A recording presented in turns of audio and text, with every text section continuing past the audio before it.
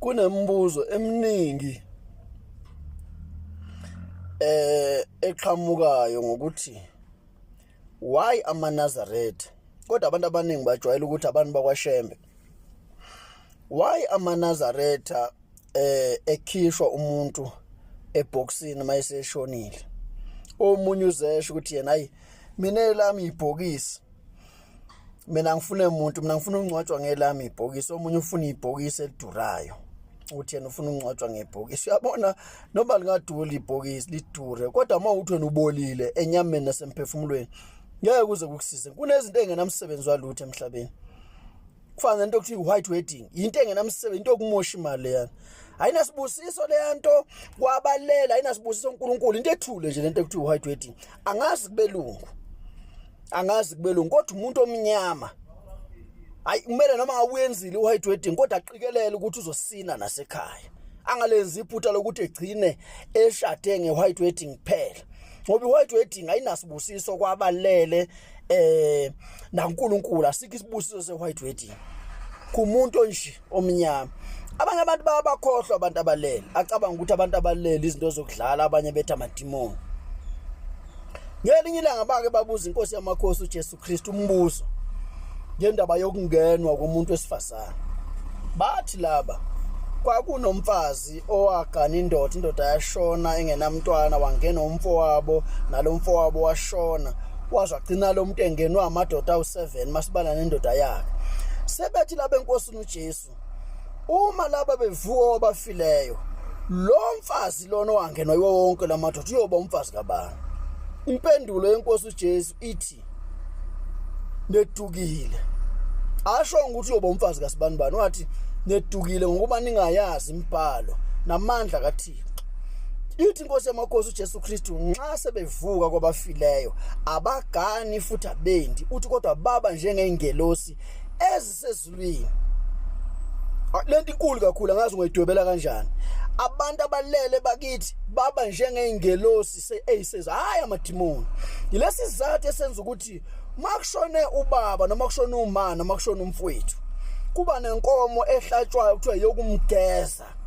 Le nkomo esuka imgeza hayi ukuthi usuhlabela amadimoni, eyokumgeza ukuthi noma ngabe yini eyamehlela emhlabeni yamngcolisa ayigezeke namhlanje, ngoba elami iBhayibheli kubhala ukuthi imvama yezinto zihlanjululwa ngegazi. Ngenhla kwakhona ukuthi uMoses wathatha igazi lembuzi neleinkonyane neleinkomo wachela ngalo uthente, bese kuthi ngezansi ngokuba imvama yezinto zihlanjululwa ngegazi, ngaphandle kwegazi akukho ukuhlanjululwa. Ngazi incwadi yamaHebheru bani kodwa chapter bani verse 22 kuyala from verse 18 kuyehla ngezansi. Angifuni ukungena endabeni yeBhayibheli ngoba kunabantu abangafuna ukukholwa kakhulu eBhayibhelini. Kunezinto ezinhle emhlabeni kodwa engenamsebenzi walutho. Enye yazo iwhite wedding. Inteke namse oyibona iwhite wedding ukuthi ibole kanjani. Iwhite wedding kunesikhathi kukhona ngisho umfundisi. Umfundisi kaNkulunkulu impela. Angazi mina ukuthi inkolo ishintsha kanjani lento yenhlonipho namahloni nokwesaba. Mostly kuba umfundisi okhiphizi lokuthi la abantu abaqabulana phambi kwabantu. Ngiyambona umkhwenyana ngoba kusuke kukubo, but umakoti efike emzini umakoti usekhipha ulimi udlokodla umyeni wakhe phambi kwedalwa ezingabonakala, naphambi kwengelosi esuke zikhona phakathi komuzi, naphambi komphakathi, naphambi kwabantu abadala akhipha ulimi adlokoze ngalo umyeni wakhe, nomyeni wakhe akhipha olwakhe, bagigane ngezilimi zabo phambi kwabantu. Anti manje kwesinye isikhathi ingakho nemshado yama-white wedding imost yawo ijwayele ukuphela nje, ijwayele ukuphela ngenyembezi, sekuhlukwana, sekubangwa amafa, sekuhlukaniswa amafa, ngoba lento lena ngokwami i-white wedding ayinasibusiso, yafana nebhokisi. Ibhokisi lomngcwabo uthi ufuna ungcwatshwa ngebhokisi, mina ningangikhiphe ebhokisini. Wani manje lento kunezinto zokufuna ukubukwa.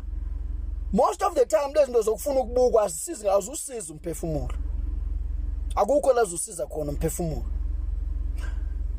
Ibhokisi Mawungasibuze nje abantu ukuqala kokuthi umuntu angcwatshwe ngebhokisi kwaqala kanjani abanye abazi. Nokuthi la lenziwelani ibhokisi lomngcwabo abanye abazi. Uma kungcwatshwa kuba khona umgcotshwa othi uthulo othulini. Mayathi uthulo othi uthulu usho lo muntu ofile. Mayathi othulini usho la engcwabeni akazongena khona. Uthi izulu lesi uthuli othulini, umhlabathi emhlabathini. Usho ukuthi lo muntu ngoba wabunjwa ngodaka akabuyele khona uNkulunkulu wenza isivumelano sokuthi umuntu mayesefa uyobuyela enhlabathini angcwatshwe. La kavela khona. Ngoba umuntu uyabola mase enhlabathini ejike sefana nomhlabathi. Laka ngoba vele wabunjwa ngani ngenhlabathi. uNkulunkulu wafaka ke izitho zomzimba kumuntu ngendlela akayifaka ngayo. So mawungcwatshwa ngebhokisi kunesikhathi esibekele umuntu ethuneni ukuthi kufanele kuphelele isikhathi esithize esebolile ethuneni. Manje mawungcwatshwe ngebhokisi akuzukwenza akangenza isibonelo. Let me make a typical example. Uma ungathatha uhlamvu lombila noma likabhontshisi ulifake ebhokisini likamentshisi ulifake enhlabathini bese uthatha uhlamvu lombila noma likabhontshisi ulifake nje enhlabathini luza noma lunaked. Ilupho lingaqhuma kuqala. Lolo lisenhlabathini impela lolo naked nalolo lifakwe noma alifaka kuplastic lolo lunye ilupho lizoqhuma kuqala. Ezinye izinto imndeni ifile nemsamo ifile ilezi zinto zezinye izizwe ngoba lento ye-white wedding njoba ngisho ukuthi into yezinye izizwe. Akuyona umuntu onalesi sikhumbi white oyibona akho inhlonipho kuleyanto nazizotha. Akho inhlonipho kunezinto ongazenza mawunemali nje ufuna ukuchitha ngifuna ukuzijabulisa akulona icala lelo. Ngiyakubabongelela laba ofike enze yona lomshado ukuthi white wedding engazi nomsebenzi imuni bese buya futhi eseyosina ekhaya. Ngiyakimbongele lo ukuthi lo ungcono ngoba ukwenze kokubili ngokuvunwa imali yakhe. Kodwa white wedding akusimpela into ongazuqhola ukuthi uyayifuna ngoba ilimaza isithunzi sikamakoti akithi thina esikhula. Mawubamba intombi uyishela nje ibambe ngesandla. Maqhamuka umuntu omdala lapha benidedelana uyidedela intombi. Noma ngabeke niqomene naleyo ntombi. Hayi ukuthi maqhamuka abazali bakhe abakuzala maqhama nje umuntu omdala.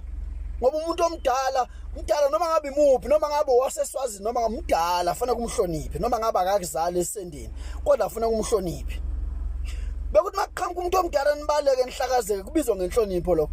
Lokho ukuthi umlobokazi efika impela ingodusi ifika impela emagcekeni omuzi sikhipha ulimo olude idlokodla umyeni wayo emakhaleni noma emlonyeni. Ayikho right le nto leyo. Ayikho right. Futhi izokwenza ukuthi abantu abamnyama sifane namalulwane. Noma njengothathekile ukuthi sifuna ukwenza izinto zezinye izizwe esingazazi ukuthi zisho ukuthini. Iyafana le nto ekuthiwa ilento ye-cremation. Uthi wena mawusufile unazo ufuna ukushiswa. Inonsense ongathi uzibona ngoba mawungasubuzwe ukuthi ufuna ukushiselwana and wesiphatha omunye uthola ukuthi ufuna ukushiswa ngoba akazi ukuthi lento ichaza ukuthini. Akayazi ufuna umzimba wakhe ushiswa yena ngoba umzimba kumele ubuyele enhlabathini la wavela khona. Akusizi ukutelebhela kahle umuntu wesifazana mayesina ezoshada emzini akaqhwakeli ngisho esihlalweni sihlalo akaqhwakeli nange kodwa lento yama white wedding uyaqhwakela umuntu wesifazana phambi koba bezala phambi komama ezala bese indoda yakhe ilindele ukuthi uzoyihlonipha ingakho laba bakoti bama white wedding abahlukaniseki noma intombazane noma umakoti lento le ugcina ungaboni ngempela ukuhlukanisa ukuthi intombazane le noma umakoti eseshadileke ngoba uphethe le yansila yokuthi washada engunguluzi noma washada nje kufana ukuthi washada nje esigangeni kungekho into emgayidile. Angithi umuntu mayezoshada uyakhokhelwa ngisho kuba ukuthi mntanami la uyakhona ukuhlonipha uhloniphe ngesizinja zakhona ngisho amakati akhona kangakanani usuzokhipha ulimi udlo thina sibabonile omkhulu bethu nobaba bethu sibabonile uma sekume esikhundleni sokuqabulana uzibona into ezizulu nenhlonipho ongakazi uzibona esikhundleni sokuqabulana lokho kwenziwayo bebebambana ngesandla umkhwenyana nomakoti badonsane egcina ehlulekile umakoti edonsa omnyama bese kuthiwa hule sikhule kunjalo nje hule akekho umuntu oqabula omunye lapha hule sekuphelele njalo selibuzile iphoyisa ukuthi uyamthanda na sekuphelele nje lento yolimo ukuthi you may kiss the bride into ezinye izizwe ayinamsebenzi omunye ngalo usuku lomshado kuba uvela uqala ekusekele uyabona umshado wakho uma unga acceptwanga wa acknowledge abantu abalele bakini uyizeleze ngeke uzubone kodwa uyobona kuleli yazwe elizayo ukuthi lento engangiyenza izi umnandi kabi umshado sesicawini hayi into emnandi ubona umakoti esina nomyeni wakhe into emnandi le